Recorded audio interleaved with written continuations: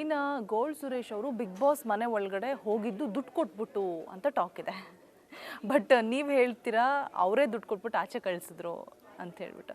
ಯಾವ್ದು ನಿಜ ಯಾವ್ದು ಸುಳ್ಳು? ಮೇಡಮ್ ಆ್ಯಕ್ಚುಲಿ ಆ ಶೋದ ರೂಲ್ಸ್ ಇರೋದೇ ಹೇಗೆ ಅಂತಂದರೆ, ನಮಗೊಂದು ದುಡ್ಡನ್ನ ಅವ್ರು ಕೊಡ್ತಾರೆ, ಒಂದು ರೆಮ್ಯುನರೇಷನ್ನು, ನಮಗೊಂದು ಗೌರವಧನ ಅಂತ ಕೊಡ್ತಾರೆ. ಅದಕ್ಕೆ ನಾನು ಯಾವಾಗೂ ಗೌರವಯುತವಾಗಿ ಇರ್ತೀನಿ ಮೇಡಮ್. ದುಡ್ಡು ಕೊಟ್ಟು ಹೋಗುವಂಥದ್ದು ನನಗೇನೂ ಇರಲಿಲ್ಲ. ಮತ್ತು ನನಗೆ ದುಡ್ಡು ಕೊಟ್ಟು ಪಬ್ಲಿಸಿಟಿ ತೊಗೊಳ್ಬೇಕಾದ್ರೆ ನಾನು ಒಂದು ಸಿನಿಮಾ ಪ್ರೊಡ್ಯೂಸ್ ಮಾಡಿದ್ರೆ ನನಗೆ ಅಲ್ಲೇ ಆಗೋಗಿರೋದು.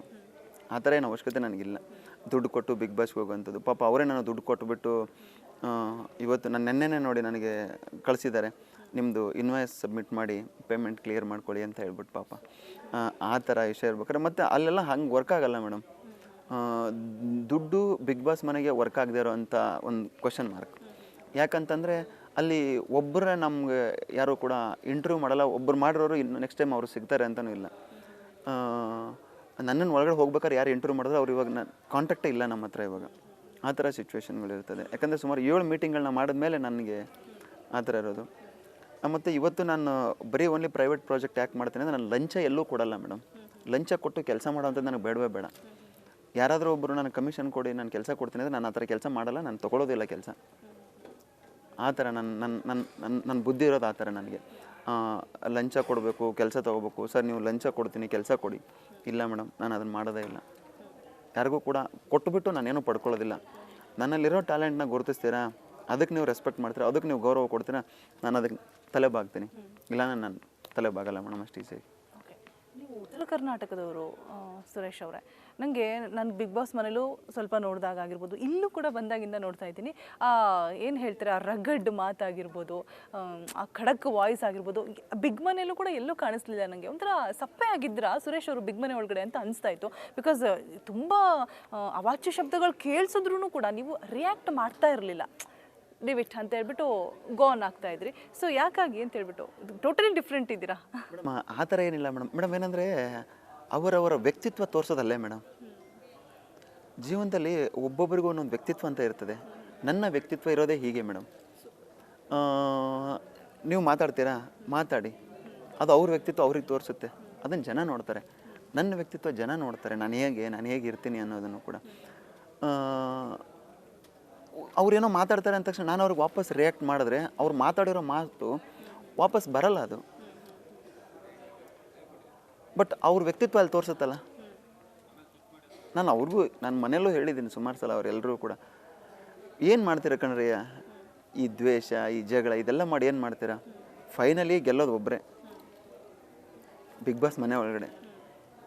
ಹೊರಗಡೆ ಜಗತ್ತಲ್ಲಿ ನಾವೇನೇ ಕಷ್ಟಪಟ್ಟರು ಗೆಲ್ಲೋದು ನಾವೇ, ಸಿಂಗಲ್ ಪರ್ಸನ್.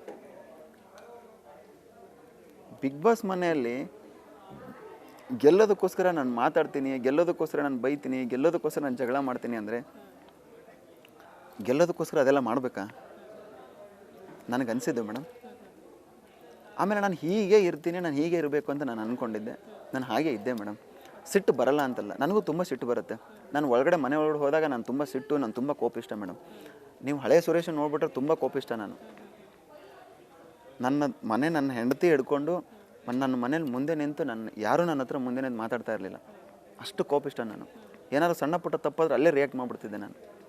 ನಮ್ಮ ಆಫೀಸ್ ಎಂಪ್ಲಾಯ್ಗಳು ಯಾರೂ ಕೂಡ ನಾನು ಮುಂದೆ ನಿಂತು ಬಂದುಬಿಟ್ಟು ಇದು ಮಾಡ್ತಾ ಇರಲಿಲ್ಲ. ಅಷ್ಟು ಅಲ್ಲೇ ರಿಯಾಕ್ಟ್ ಮಾಡಿಬಿಡ್ತೀನಿ, ಅಷ್ಟು ಕೋಪಿಷ್ಟ ನಾನು.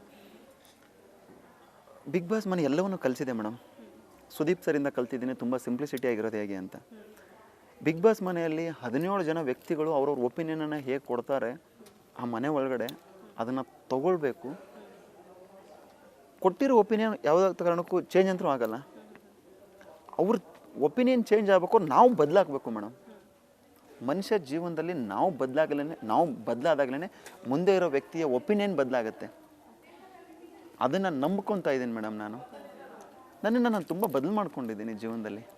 ತುಂಬ ಕಂಟ್ರೋಲ್ ಮಾಡ್ಕೊಂಡಿದ್ದೀನಿ. ಹೀಗೆ ಇರಬೇಕು ಅಂತ ಅಂದ್ಕೊಂಡಿದ್ದೀನಿ. ಹಾಗೆ ಬದುಕ್ತಾ ಇದ್ದೀನಿ ಬಂದಾಗಿಂದ. ನಾವು ಕೂಡ ಮುಂದಿನ ದಿನಗಳಲ್ಲೂ ಹಾಗೆ ಇರಬೇಕು ಅಂತ ಅಂದ್ಕೊಂಡಿದ್ದೀನಿ ಮೇಡಮ್. ಏನೂ ಇಲ್ಲ ಮೇಡಮ್ ಜೀವನದಲ್ಲಿ. ಸತ್ತಾಗ ಒಳ್ಳೇದು ಕೆಟ್ಟದ್ದು ಎರಡೇ ಬರುತ್ತೆ. ಸುರೇಶ ಒಳ್ಳೆಯವನು ಅನ್ಸ್ಕೊಂಡು ಸಾಯ್ಬೋದು, ಭಾಳ ಮುಖ್ಯ ಮೇಡಮ್. ಕೆಟ್ಟವನು ಆ ವ್ಯಕ್ತಿ ಸತ್ತ ಬಿಡು ಅಂತ ಬರಬಾರ್ದು ಮೇಡಮ್. ಈ ಥರ ವ್ಯಕ್ತಿ ಇದ್ದ, ಇವ್ನಿಗೆ ಇನ್ನೂ ಆಯುಷ್ ಜಾಸ್ತಿ ಆಗಿರ್ಬೇಕಪ್ಪ ಅನ್ನೋದು 4 ಜನರ ಬಾಯಲ್ಲಿ ಬರಬೇಕು ಅಂತ ಆ ಥರ ಬದುಕಬೇಕು ಅಂತ ಆಸೆ ಇದೆ ಮೇಡಮ್. ಸೂಪರ್. ಇನ್ನು ಬದಲಾಗ್ತಿದ್ದೀನಿ ಅಂತ ಹೇಳಿದ್ರಿ. ಇದು ಹೇಳಿದಾಗ ನನ್ನ ತಲೆಗೆ ಒಂದು ಪ್ರಶ್ನೆ ಬಂತು. ಸುದೀಪ್ ಅವ್ರಿಗೆ ನೀವೊಂದು ಮಾತು ಕೊಟ್ಟಿರ್ತೀರ, ಏನಂದರೆ ನಾನು ಇನ್ಮೇಲಿಂದ ಜಾಸ್ತಿ ಬಂಗಾರ ಹಾಕೋದಿಲ್ಲ ಅಂತ ಹೇಳಿಬಿಟ್ಟು. ಸೊ ಆ ಮಾತು ಕ್ಯಾರಿ ಆಗ್ತಾ ಇದೆಯಾ? ಫಾಲೋ ಮಾಡ್ಕೊಂಡು ಹೋಗ್ತಾ ಇದ್ದೀರಾ? ನನಗೆ ಯಾಕೋ ಅನಿಸ್ತಾ ಇಲ್ಲ ಹಾಗೆ, ಅದಕ್ಕೆ. ಮೇಡಮ್ ಇಲ್ಲ ಮೇಡಮ್, ಹಾಗೇ ಇರಬೇಕು ಅಂತಲೇ ಅಂದ್ಕೊಂಡಿದ್ದೀನಿ ಮೇಡಮ್. ಸುದೀಪ್ ಸರ್ ಹೇಳ್ತಾರೆ, ಚಿನ್ನ ಹಾಕೋದು ಮುಖ್ಯ ಅಲ್ಲ, ಚಿನ್ನದಂಥ ಮನಸ್ಸಿದೆಯಲ್ಲ ಅಂತ ಹೇಳ್ತಾರೆ. ಸಾಕು ಮೇಡಮ್. ಆದರೂ ಕೂಡ ಜನ ನನ್ನನ್ನು ಹೇಗೆ ರೆಕಗ್ನೈಸ್ ಮಾಡಿದ್ದಾರೆ ಅಂದರೆ ಗೋಲ್ಡ್ ಸುರೇಶ್ ಅಂತಲೇ ರೆಕಗ್ನೈಸ್ ಮಾಡಿದ್ದಾರೆ. ಸಿಂಪಲ್ಲಾಗಿ ಒಂದೇ ಚೈನ್ ಹಾಕ್ಕೊಂಡು, ಕೈಯಲ್ಲಿ ಒಂದು ಬ್ರಾಸ್ಲೆಟ್ ಹಾಕ್ಕೊಂಡು, ಒಂದೆರಡು ಉಂಗುರ ಹಾಕ್ಕೊಂಡು, ಅದು ರಾಶಿಗೋಸ್ಕರ ಹಾಕಿರೋ ಉಂಗುರಗಳು ಸಾಕು ಅಂದ್ಕೊಂಡಿದ್ದೀನಿ. ಆದರೂ ಜನ ಬಿಡ್ತಾ ಇಲ್ಲ, ಇನ್ನೂ ಹಾಕಬೇಕು ಅಂತಾರೆ. ಬಟ್ ಆದರೂ ಕೂಡ ನನ್ನ ಗಾಡ್ ಫಾದರ್ ಬಿಗ್ ಬಾಸ್ ಮನೆಗೆ ಸುದೀಪ್ ಸರ್ಗೆ ನಾನು ಹೇಳಿರೋ ಪ್ರಕಾರ ಸಿಂಪಲ್ಲಾಗಿ ಜೀವನ ಮಾಡ್ತೀನಿ ಮೇಡಮ್. ಸೂಪರ್. ಹೇಗೆ ಅದು ಸಿಂಪ್ಲಿಸಿಟಿ? ಬಿಕಾಸ್ ಅಷ್ಟೊಂದು ರಿಚ್ ಆಗಿದ್ರು ಕೂಡ, ಬಡತನದಿಂದ ಮಿಡಲ್ ಕ್ಲಾಸಿಂದ ಮೇಲೆ ಬಂದಿದ್ದೀರಾ ಹೌದು. ಗೋಲ್ಡ್ ಹಾಕಿದ್ರು ಕೂಡ ಒಂದು ಸಿಂಪ್ಲಿಸಿಟಿ ನಿಮ್ಮ ಮುಖದಲ್ಲಿ ಕಾಣಿಸುತ್ತೆ, ಆ ಕಣ್ಣಲ್ಲಿ ಕಾಣಿಸುತ್ತೆ. ನೀವು ಮಾತಾಡೋದಾಗಿರ್ಬೋದು ಅಷ್ಟು ಹಂಬಲ್ ಆಗಿ, ನೀವಿರೋ ಇದಕ್ಕೆ ಏನು ಬೇಕಾದರೂ ಧಾಮ್ ಧೂಮ್ ಹೇ ಹೋ ಮಾಡ್ಬೋದು. ಬಟ್ ಅದು ಯಾವುದೂ ಕೂಡ ಕಾಣಿಸಲ್ಲ. ಯಾಕೆ ಆ ಸಿಂಪ್ಲಿಸಿಟಿ ಬಂತು ಅಂತ ಹೇಳ್ಬಿಟ್ಟು ನೀವು ಹೇಳಿದ್ರಿ, ನಾನು ಈ ಥರ ಇರಲಿಲ್ಲ, ನಾನು ಬೇರೆ ಥರ ಇದ್ದೆ ಅಂತ ಹೇಳ್ಬಿಟ್ಟು. ಏನೋ ಒಂದು ರೀಸನ್ ಇರುತ್ತೆ, ಒಂದು ಘಟನೆ ನಡೆದಿರ್ಬೋದಾ ಅಂತ ಹೇಳ್ಬಿಟ್ಟು. ಮೇಡಮ್, ನಾನು ಬಿಗ್ ಬಾಸ್ ಮನೆಯಿಂದ ಹೊರಗಡೆ ಬರೋಕ್ಕೆ ಕಾರಣನೂ ಕೂಡ ದುಡ್ಡಿನ ವ್ಯಾಮೋಹ. ನಾನು ಇಲ್ಲಿ ಯಾರನ್ನೂ ದೂಷಿಸಲ್ಲ. ನಾನು ದುಡ್ಡು ಏನೇನು ಮಾಡುತ್ತೆ, ಜೀವನದಲ್ಲಿ ದುಡ್ಡು ಬೇಕು ಮೇಡಮ್. ನಾನು ಸಂಪಾದನೆ ಮಾಡ್ತಾ ಇರೋದು ದುಡಿಮೆಗೆ. ದುಡ್ಡು ಸಂಪಾದನೆ ಮಾಡಿ ದುಡಿಬೇಕಂತಾನೆ, ಕೂಡಿಡ್ಬೇಕಂತಾನೆ ನಾನು ಸಂಪಾದನೆ ಮಾಡ್ತೀನಿ. ಬಟ್ ದುಡ್ಡು ಏನೇನೆಲ್ಲ ಮಾಡಿಸುತ್ತೆ ಅಂತ ಗೊತ್ತಾಗಿದ್ದೆ ನಾನು ಬಿಗ್ ಬಾಸ್ ಮನೆ ಒಳಗಡೆ ಹೋದಾಗ, ಹೊರಗಡೆ ನಡೆದಂಥ ಘಟನೆಗಳು. ಬಟ್ ಎಲ್ಲ ಘಟನೆಗಳನ್ನ ದಾಟ್ಕೊಂಡು ಬಂದಿದ್ದೀನಿ ಆಲ್ರೆಡಿ. ನಾನು ಇವಾಗ ಹೊರಗಡೆ ಬಂದು 4 ದಿನದಲ್ಲೇ ಕಂಪ್ಲೀಟ್ ಮಾಡ್ಕೊಂಡಿದ್ದೀನಿ ಅಂತ ಹೇಳಿದ್ದೀನಿ. ಅಲ್ಲಿ ನಾನು ಕಲ್ತಿರುವಂಥ ಸ್ವಲ್ಪ ಪಾಠಗಳು, ಸ್ವಲ್ಪ ಜನ ಕಲಿಸಿರುವಂಥ ಪಾಠಗಳು, ಅವ್ರಿಗೆ ಶೋ ನೋಡ್ತಾ ಇದ್ರೆ ಅವ್ರಿಗೂ ಒಳ್ಳೇದಾಗಲಿ ಮೇಡಮ್. ಇನ್ನು ಗೋಲ್ಡ್ ಸುರೇಶ್ ಅವರು ಬಿಗ್ ಬಾಸ್ ಮನೆ ಒಳಗಡೆ ಹೋಗಿದ್ದು ದುಡ್ಡು ಕೊಟ್ಬಿಟ್ಟು ಅಂತ ಟಾಕ್ ಇದೆ. ಬಟ್ ನೀವು ಹೇಳ್ತೀರಾ ಅವರೇ ದುಡ್ಡು ಕೊಟ್ಬಿಟ್ಟು ಆಚೆ ಕಳಿಸಿದ್ರು ಅಂತ ಹೇಳ್ಬಿಟ್ಟು. ಯಾವ್ದು ನಿಜ, ಯಾವ್ದು ಸುಳ್ಳು? ಮೇಡಮ್, ಆ್ಯಕ್ಚುಲಿ ಆ ಶೋದ ರೂಲ್ಸ್ ಇರೋದೇ ಹೇಗೆ ಅಂತಂದರೆ, ನಮಗೊಂದು ದುಡ್ಡನ್ನ ಅವ್ರು ಕೊಡ್ತಾರೆ, ಒಂದು ರೆಮ್ಯುನರೇಷನು, ನಮಗೊಂದು ಗೌರವಧನ ಅಂತ ಕೊಡ್ತಾರೆ.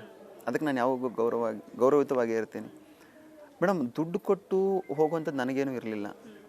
ಮತ್ತು ನನಗೆ ದುಡ್ಡು ಕೊಟ್ಟು ಪಬ್ಲಿಸಿಟಿ ತೊಗೊಳ್ಬೇಕಾದ್ರೆ ನಾನು ಒಂದು ಸಿನಿಮಾ ಮಾಡಿದ್ರೆ ನನಗೆ ಅಲ್ಲೇ ಆಗೋಗಿರೋದು. ಆ ಥರ ಏನು ಅವಶ್ಯಕತೆ ನನಗಿಲ್ಲ ದುಡ್ಡು ಕೊಟ್ಟು ಬಿಗ್ ಬಾಸ್ಗೆ ಹೋಗುವಂಥದ್ದು. ಪಾಪ ಅವರೇ ನಾನು ದುಡ್ಡು ಕೊಟ್ಟುಬಿಟ್ಟು ಇವತ್ತು ನಾನು ನೆನ್ನೆನೇ ನೋಡಿ ನನಗೆ ಕಳಿಸಿದ್ದಾರೆ, ನಿಮ್ಮದು ಇನ್ವಾಯ್ಸ್ ಸಬ್ಮಿಟ್ ಮಾಡಿ ಪೇಮೆಂಟ್ ಕ್ಲಿಯರ್ ಮಾಡ್ಕೊಳ್ಳಿ ಅಂತ ಹೇಳ್ಬಿಟ್ಟು. ಪಾಪ ಆ ಥರ ವಿಷಯ ಇರ್ಬೇಕಾದ್ರೆ ಮತ್ತು ಅಲ್ಲೆಲ್ಲ ಹಂಗೆ ವರ್ಕ್ ಆಗಲ್ಲ ಮೇಡಮ್. ದುಡ್ಡು ಬಿಗ್ ಬಾಸ್ ಮನೆಗೆ ವರ್ಕ್ ಆಗದೆ ಇರೋ ಅಂಥ ಒಂದು ಕ್ವಶನ್ ಮಾರ್ಕ್. ಯಾಕಂತಂದರೆ ಅಲ್ಲಿ ಒಬ್ಬರೇ ನಮಗೆ ಯಾರೂ ಕೂಡ ಇಂಟರ್ವ್ಯೂ ಮಾಡಲ್ಲ. ಒಬ್ಬರು ಮಾಡಿರೋರು ಇನ್ನು ನೆಕ್ಸ್ಟ್ ಟೈಮ್ ಅವರು ಸಿಗ್ತಾರೆ ಅಂತಲೂ ಇಲ್ಲ. ನನ್ನನ್ನು ಒಳಗಡೆ ಹೋಗ್ಬೇಕಾದ್ರೆ ಯಾರು ಇಂಟರ್ವ್ಯೂ ಮಾಡಿದ್ರೆ ಅವ್ರು ಇವಾಗ ಕಾಂಟ್ಯಾಕ್ಟೇ ಇಲ್ಲ ನಮ್ಮ ಹತ್ರ ಇವಾಗ. ಆ ಥರ ಸಿಚುವೇಶನ್ಗಳಿರ್ತದೆ. ಯಾಕಂದರೆ ಸುಮಾರು 7 ಮೀಟಿಂಗ್ಗಳನ್ನ ಮಾಡಿದ್ಮೇಲೆ ನನಗೆ ಆ ಥರ ಇರೋದು. ಮತ್ತು ಇವತ್ತು ನಾನು ಬರೀ ಓನ್ಲಿ ಪ್ರೈವೇಟ್ ಪ್ರಾಜೆಕ್ಟ್ ಯಾಕೆ ಮಾಡ್ತೀನಿ ಅಂದರೆ, ನಾನು ಲಂಚ ಎಲ್ಲೂ ಕೊಡಲ್ಲ ಮೇಡಮ್. ಲಂಚ ಕೊಟ್ಟು ಕೆಲಸ ಮಾಡೋವಂಥದ್ದು ನನಗೆ ಬೇಡವೇ ಬೇಡ. ಯಾರಾದರೂ ಒಬ್ಬರು ನನಗೆ ಕಮಿಷನ್ ಕೊಡಿ ನಾನು ಕೆಲಸ ಕೊಡ್ತೀನಿ ಅಂದರೆ ನಾನು ಆ ಥರ ಕೆಲಸ ಮಾಡಲ್ಲ, ನಾನು ತೊಗೊಳೋದಿಲ್ಲ ಕೆಲಸ. ಆ ಥರ ನನ್ನ ಬುದ್ಧಿ ಇರೋದು ಆ ಥರ. ನನಗೆ ಲಂಚ ಕೊಡಬೇಕು, ಕೆಲಸ ತೊಗೋಬೇಕು, ಸರ್ ನೀವು ಲಂಚ ಕೊಡ್ತೀನಿ ಕೆಲಸ ಕೊಡಿ, ಇಲ್ಲ ಮೇಡಮ್ ನಾನು ಅದನ್ನು ಮಾಡೋದೇ ಇಲ್ಲ. ಯಾರಿಗೂ ಕೂಡ ಕೊಟ್ಟುಬಿಟ್ಟು ನಾನೇನು ಪಡ್ಕೊಳ್ಳೋದಿಲ್ಲ. ನನ್ನಲ್ಲಿರೋ ಟ್ಯಾಲೆಂಟ್ನ ಗುರುತಿಸ್ತೀರಾ, ಅದಕ್ಕೆ ನೀವು ರೆಸ್ಪೆಕ್ಟ್ ಮಾಡ್ತೀರಾ, ಅದಕ್ಕೆ ನೀವು ಗೌರವ ಕೊಡ್ತೀರಾ, ನಾನು ಅದಕ್ಕೆ ತಲೆ ಬಾಗ್ತೀನಿ. ಇಲ್ಲ ನಾನು ತಲೆ ಬಾಗಲ್ಲ ಮೇಡಮ್, ಅಷ್ಟು ಈಸಿಯಾಗಿ. ನೀವು ಉತ್ತರ ಕರ್ನಾಟಕದವರು ಸುರೇಶ್ ಅವರೇ. ನನಗೆ ನಾನು ಬಿಗ್ ಬಾಸ್ ಮನೇಲೂ ಸ್ವಲ್ಪ ನೋಡಿದಾಗ ಆಗಿರ್ಬೋದು, ಇಲ್ಲೂ ಕೂಡ ಬಂದಾಗಿಂದ ನೋಡ್ತಾ ಇದ್ದೀನಿ. ಏನು ಹೇಳ್ತಾರೆ, ಆ ರಗಡ್ ಮಾತಾಗಿರ್ಬೋದು, ಆ ಖಡಕ್ ವಾಯ್ಸ್ ಆಗಿರ್ಬೋದು, ಬಿಗ್ ಮನೇಲೂ ಕೂಡ ಎಲ್ಲೂ ಕಾಣಿಸ್ಲಿಲ್ಲ ನನಗೆ. ಒಂಥರ ಸಪ್ಪೆ ಆಗಿದ್ರ ಸುರೇಶ್ ಅವರು ಬಿಗ್ ಮನೆ ಒಳಗಡೆ ಅಂತ ಅನಿಸ್ತಾ ಇತ್ತು. ಬಿಕಾಸ್ ತುಂಬ ಅವಾಚ್ಯ ಶಬ್ದಗಳು ಕೇಳಿಸಿದ್ರೂ ಕೂಡ ನೀವು ರಿಯಾಕ್ಟ್ ಮಾಡ್ತಾ ಇರಲಿಲ್ಲ. ಡಿವಿಟ್ ಅಂತ ಹೇಳ್ಬಿಟ್ಟು ಗೋನ್ ಆಗ್ತಾ ಇದ್ರಿ. ಸೊ ಯಾಕಾಗಿ ಅಂತ ಹೇಳ್ಬಿಟ್ಟು ಟೋಟಲಿ ಡಿಫ್ರೆಂಟ್ ಇದ್ದೀರಾ ಮೇಡಮ್? ಆ ಥರ ಏನಿಲ್ಲ ಮೇಡಮ್. ಏನಂದರೆ ಅವರವರ ವ್ಯಕ್ತಿತ್ವ ತೋರಿಸೋದಲ್ಲೇ ಮೇಡಮ್. ಜೀವನದಲ್ಲಿ ಒಬ್ಬೊಬ್ಬರಿಗೂ ಒಂದೊಂದು ವ್ಯಕ್ತಿತ್ವ ಅಂತ ಇರ್ತದೆ. ನನ್ನ ವ್ಯಕ್ತಿತ್ವ ಇರೋದೇ ಹೀಗೆ ಮೇಡಮ್. ನೀವು ಮಾತಾಡ್ತೀರಾ, ಮಾತಾಡಿ, ಅದು ಅವ್ರ ವ್ಯಕ್ತಿತ್ವ ಅವ್ರಿಗೆ ತೋರಿಸುತ್ತೆ, ಅದನ್ನು ಜನ ನೋಡ್ತಾರೆ. ನನ್ನ ವ್ಯಕ್ತಿತ್ವ ಜನ ನೋಡ್ತಾರೆ, ನಾನು ಹೇಗೆ ಇರ್ತೀನಿ ಅನ್ನೋದನ್ನು ಕೂಡ. ಅವ್ರೇನೋ ಮಾತಾಡ್ತಾರೆ ಅಂದ ತಕ್ಷಣ ನಾನು ಅವ್ರಿಗೆ ವಾಪಸ್ ರಿಯಾಕ್ಟ್ ಮಾಡಿದ್ರೆ ಅವ್ರು ಮಾತಾಡಿರೋ ಮಾತು ವಾಪಸ್ ಬರಲ್ಲ ಅದು. ಬಟ್ ಅವ್ರ ವ್ಯಕ್ತಿತ್ವ ಅಲ್ಲಿ ತೋರಿಸುತ್ತಲ್ಲ.